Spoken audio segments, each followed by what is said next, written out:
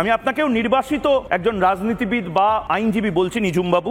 বাংলাদেশি আইনজীবী নিঝুম মজুমদার। তবে সাম্প্রতিক সময়ে আওয়ামী লীগ এবং ভারতের দালাল হিসেবেই বেশি পরিচিত তিনি। 5 আগস্টের পর দেশের বাইরে থেকে ভার্চুয়ালি যুক্ত হয়ে ভারতীয় গণমাধ্যমে বাংলাদেশ নিয়ে টানা মিথ্যাচার করে যাচ্ছেন হারপিক মজুমদার খ্যাত এই আইনজীবী। এই শিশির মনির আপনার স্বরাষ্ট্রমন্ত্রী হওয়ার জন্য তোড়জোড় করছে বা এই ধরনের ভাবনা হচ্ছে যদি জাতীয় সরকার হয়। মিথ্যা ছড়ানোর ধারাবাহিকতায় নিঝুম মজুমদার এবার হাজির হয়েছেন প্রধান উপদেষ্টা ডক্টর মোহাম্মদ ইউনূস এবং বিএনপির ভারপ্রাপ্ত চেয়ারম্যান তারেক রহমানের বৈঠক নিয়ে। সম্প্রতি ইংল্যান্ডের লন্ডনে তারেক রহমানের সাথে দেশের সার্বিক পরিস্থিতি নিয়ে বৈঠক করেন ডক্টর ইউনূস। ফলপ্রসূ বৈঠক শেষে সরকার ও বিএনপির পক্ষ থেকে যৌথ বিবৃতি দিয়ে সংবাদ সম্মেলনে বলা হয়েছে, বিচার ও সংস্কার দৃশ্যমান করা গেলে আগামী ফেব্রুয়ারি মাসেই নির্বাচন আয়োজন করতে রাজি হয়েছে দুপক্ষ। প্রধান উপদেষ্টা বলেন 2026 সালের রমজান শুরু হওয়ার আগের সপ্তাহেও নির্বাচন আয়োজন করা যেতে পারে। তবে ইউনূস তারেকের এমন ফলপ্রসূ আলোচনা নিয়েও মিথ্যাচার করতে ভুল করেননি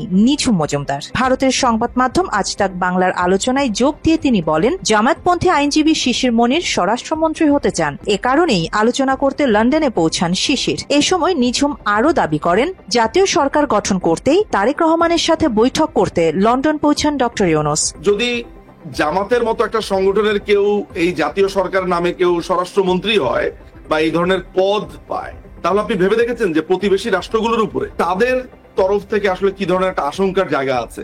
এছাড়া ভারতের 7 সিস্টার দখল করতে লন্ডনে তারেক রহমানের সাথে বৈঠক করেছেন অধ্যাপক ইউনূস। একই সাথে তাদের দুজনের বৈঠক এবং শিশির মনিরের স্বরাষ্ট্রমন্ত্রী হতে চাওয়া একই সূত্রে গাথা বলেও সন্দেহ প্রকাশ করেন এই বিতর্কিত আইনজীবী। তারেক রহমানের সাথে বৈঠক, শিশির মনিরের স্বরাষ্ট্রমন্ত্রী হওয়ার দৌড়ঝাঁপ, এগুলো আসলে যোগসাজশ কতটুকু রয়েছে, এগুলো মনে হয় ভাবার বিষয়। বাংলাদেশ নিয়েও উপহাস করেছেন আওয়ামী দালাল নিঝুম মজুমদার। অনুষ্ঠানের উপস্থাপক নিঝুমের কাছে প্রশ্ন রাখেন, 2026 সালে কি ভারতের 7 সিস্টার এবং কলকাতা দখল করে নিবে বাংলাদেশ? জবাবে বাংলাদেশকে অবজ্ঞা করে 2 মিনিট হাসার সুযোগ থাকলে হাসতে চান নিঝুম। যদিও উপস্থাপকের প্রশ্নকেও উস্কানিমূলক বলছেন বিশ্লেষকরা। একটু সময় থাকলে আপনার কাছে অনুমতি নিয়ে 2-3 মিনিট হেসে নিতে পারতাম, কিন্তু সময় অভাবে তাও পারছি না। মাত্র 30% টাকায় জমির মালিক হয়ে নতুন বাংলাদেশের গড়ে তোলার স্বপ্ন দেখা বাংলা বসতি। আলোচনায় নিঝুম মজুমদার হাস্যকর ভাবে যুক্ত করেন, বাংলাদেশের সঙ্গে বর্তমানে ভালো সম্পর্ক ভারতের, তাই দেশ দুটির মধ্যে কোনো নতুন বৈরিতার সুযোগ নেই। মানে বাংলাদেশের সাথে ভারতের কি হয়েছে যে কারণে বাংলাদেশ ভারতকে দখল করবে, লড়াই করবে? এ সময় নিঝুম বলেন, বর্তমানে জঙ্গিরা বাংলাদেশের ক্ষমতা দখল করে আছে। সম্প্রতি কাশ্মীরে যারা জঙ্গি হামলা চালিয়েছিল তারাই বাংলাদেশের ক্ষমতার কেন্দ্রবিন্দুতে রয়েছেন বলে মন্তব্য করেন তিনি। এছাড়া গত 5 আগস্ট জঙ্গি হামলার মাধ্যমে দেশের ক্ষমতার পালাবদল হয়েছে বলেও দাবি করেন হারপিক মজুমদার। বাংলাদেশের এখন রাষ্ট্র ক্ষমতা দখল করেছে তো সেই গোষ্ঠী যারা কাশ্মীরে হামলা করেছে, তো ঘোষণাই দিয়েছে যে 5 আগস্টের যে জঙ্গি হামলা বাংলাদেশে হয়েছে সেখানে তাদের ভূমিকা ছিল। বাংলাদেশে জাতীয় সরকার গঠন করে বিএনপি, জামায়াত, হেফাজতে ইসলামী, এনসিপি সহ অন্যান্য রাজনৈতিক দল মিলে ভারত বিরোধী বলয় তৈরি করবে মনে করেন নিঝুম।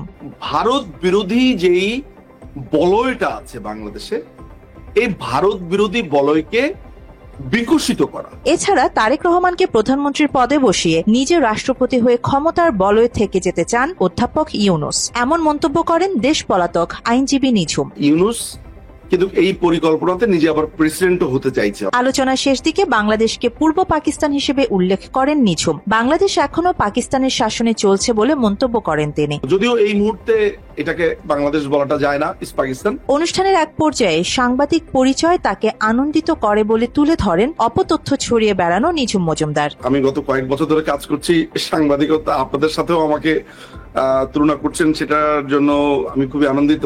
5 আগস্টের পর থেকেই বাংলাদেশ নিয়ে মন গড়া মিথ্যাচার করে যাচ্ছেন নিঝুম মজুমদার। তার সবশেষ সংযোজন ডক্টর ইউনূস এবং তারেক রহমানকে নিয়ে মিথ্যাচার। এছাড়া দেশের সার্বভৌমত্ব ক্ষুণ্ণ করেও বক্তব্য দেওয়ার অভিযোগ রয়েছে তার বিরুদ্ধে। দেশের স্বার্থে দ্রুত নিঝুম মজুমদারের বিরুদ্ধে কার্যকর ব্যবস্থা নেয়ার দাবি দেশপ্রেমিক সাধারণ মানুষের।